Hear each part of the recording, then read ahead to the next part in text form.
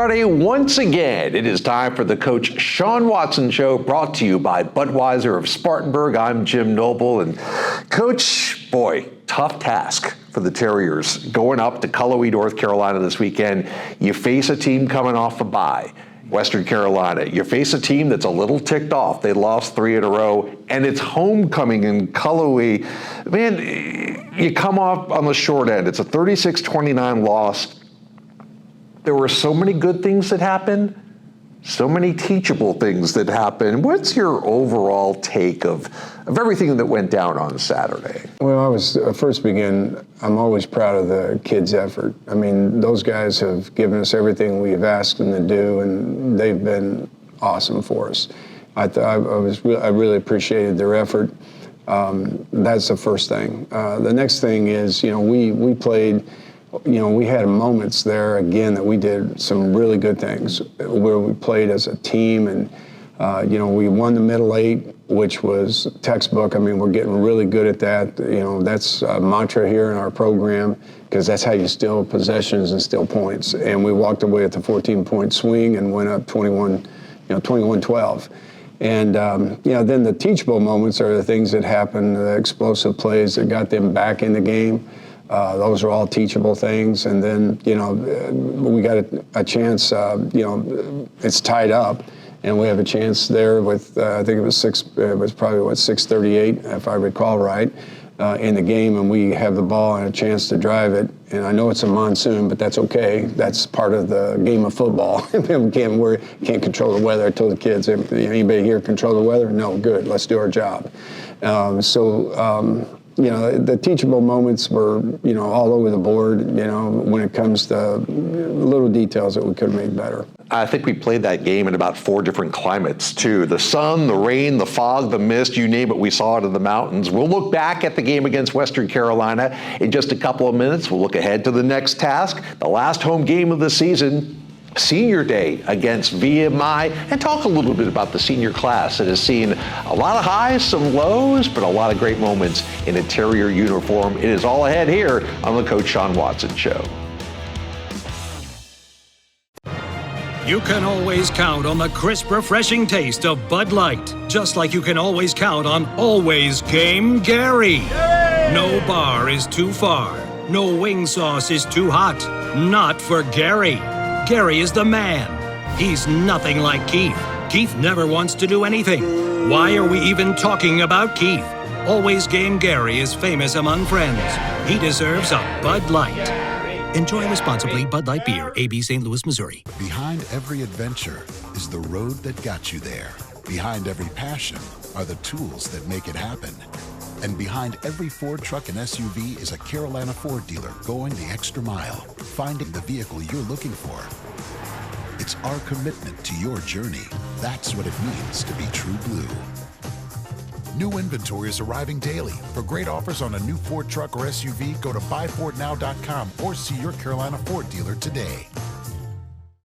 Welcome back, everybody. It was an unseasonably warm day in the mountains of western North Carolina. I talked about all the different weather conditions you guys faced. In terms of your preparation, though, you can't prepare for the weather. You prepare for the Western Carolina Catamounts. Third best offense in the nation in FCS football heading into. How did you feel, Sean, about the week of preparation heading into game day? Well, we had a really good week of practice, coming off of, an emotional win. That was a great win for us. And, there was a lot of excitement. The kids feel like they're making progress and, buying into what the vision is and what we're trying to do. So we had a really good week of practice. We really did.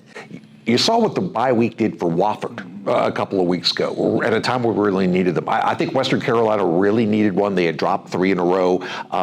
Were you sort of prepared for a tough task? Well, I think you always know when you have 2 weeks, because we're the same way. You're going to be able to present some things that are new that you haven't seen on film. And they had not really run their draw game the way that, to that level with that type of blocking pattern. And the blocking pattern basically changed because of, how our defensive front is structured. And that was a big play for them. It was a play that, got them a lot of yards, and we had to make some adjustments quickly to get it stopped. The quarterback draw first and the tailback draw second. almost kind of had the feel of one of those games that whoever had the ball last was going to win. Here are the highlights from Cullowhee, Wofford, and Western Carolina. What's up, dudes? Here's the gig, man. You guys, we're here. You know why we're here, yes? Yes, sir. So we're here because of what you have for each other. So you let that out today, and you empty your hearts out, because that's why we're where we're at. We're here because of what's inside each man in this room. You guys got big hearts, great hearts. It's time to go pour it out on those guys. Yes, So ain't around with them now. Don't give them an inch. Don't let them breathe. Come out after them and attack them. Defense, swarm, swarm, swarm. Offense, go, go, go. Special teams, get your job done. Yes, All sir. right? Yes, Set sir. us up. Let's go to work. Let's go. More. Parsons breaks free. Left sideline. Out across midfield to the 49-yard line. Carolina. Wyrick back to pass. Delayed blitz coming. Jimmy goes up top. Looking for DeJetti. He has got him, and he's down at the 1-yard line. I saw a lot of hand play, Tom. I saw grabbing, and Dylan DeJetti zoned in, and a perfect throw by Wyrick. The shotgun gets it. It'll be Ingram pulling his way right at the goal line, stretching, and he got in. Touchdown, Terriers. The 10 from the 38. Wyrick back to pass. Clock is moving, we can report. It's complete. Penix breaks a tackle. Over to midfield. Gets into Western Carolina territory. Jimmy back to throw. Quick hitter over the middle. It's complete to Matthews. The running back, 4 wide receivers, pressure, Wyrick over the middle, complete, Penix at the 20, 15, he's inside the 15 to the 13, 19 seconds to go, clock stops, Wofford's got to get on the ball quick, Wofford knocking on the door, Jimmy's back to pass, it's over the middle, touchdown, Terriers, Kyle Penix with 4 seconds to go in the half, and Wofford's back in front. Wyrick rolling out and passing complete. Big gain into Western Carolina territory. I think they hit Jacob Ritchie, the big tight end. Wyrick with pressure, has to let it go early, throws it up for grabs, contact, and Parker, he caught it. Oh my goodness, down to the 2-yard line.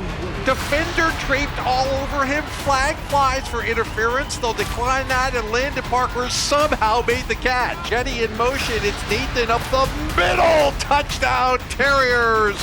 Career touchdown number 18 for the senior from Ridgeville, South Carolina, Nathan Walker, and Wofford's up 20-12.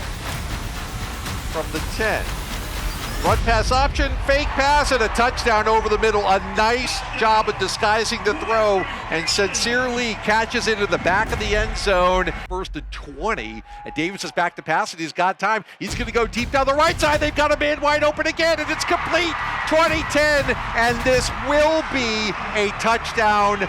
No flags on the field. Raphael Williams fakes the handoff to him. Wyrick goes over the middle of the slant, and it's complete to Jetty. Out across midfield into Western Carolina territory. Handoff, Wyrick drops back to pass. Again, it's complete. Penix has it at the 35 of Western, falls forward to the 32. It's a first down. Back to pass, looking over the middle again. It's Penix again, who takes a big hit but holds onto the football. It's a first down for the Terriers, down to the 18-yard line. Talk about it. Ingram gets the carry. Can he get in? He's at the goal line. There's the push.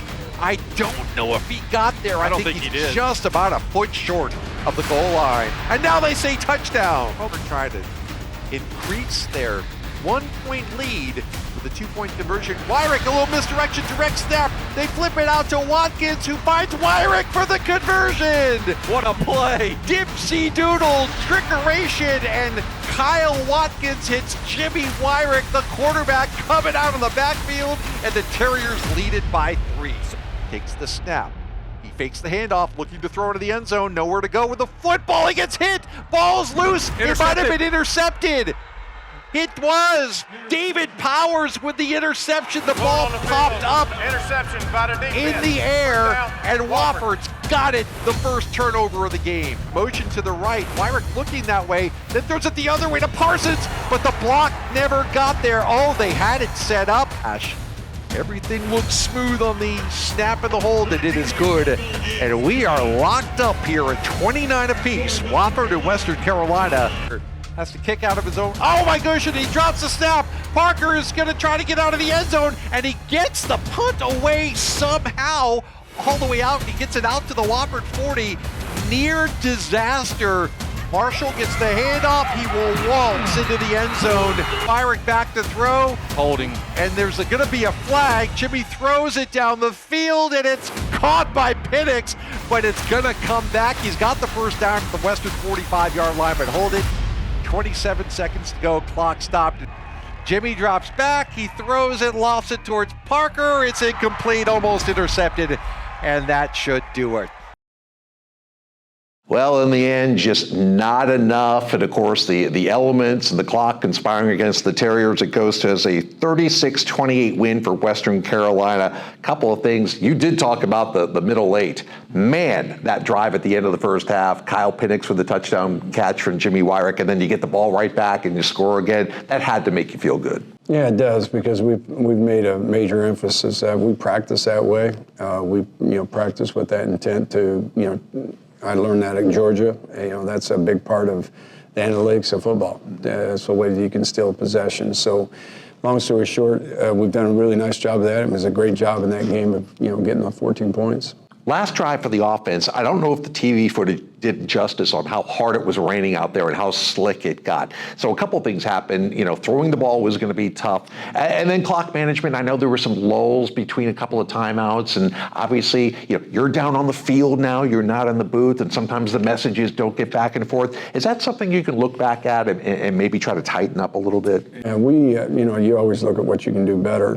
I think, the weather conditions, obviously, as you mentioned, we can't do anything about. But, mange and the quickness of how we get things in and out. TC's getting his chance to do it again, and he's doing a great job for us. He really is, and he's using basically my words. So those are new words. So, but he's doing a nice job. He really is. Defensively, early on, you're holding them to field goals. The defense is looking good. They ran 74 plays. They held the ball for nearly 42 minutes. In the fourth quarter, do you think that showed on our defensive side of the ball? Yeah, our defense did such a good job in the first half. They had 4 red zone stops, where they held them. They may have walked away with a field goal, but they didn't get touchdowns. So they were able to move the ball. And what we knew that was the nature of their offense, because they've done it to everybody. And the key was getting stops down there in the red zone. And, I think the things that hurt us were those 2 big explosive plays, because that led them back in quick and we're ahead. And, that is something that, we're addressing this week, because you can't hide your head on those things. We always talk about fess it and fix it. Well, that's us coaches first, and then, we'll lead the players second.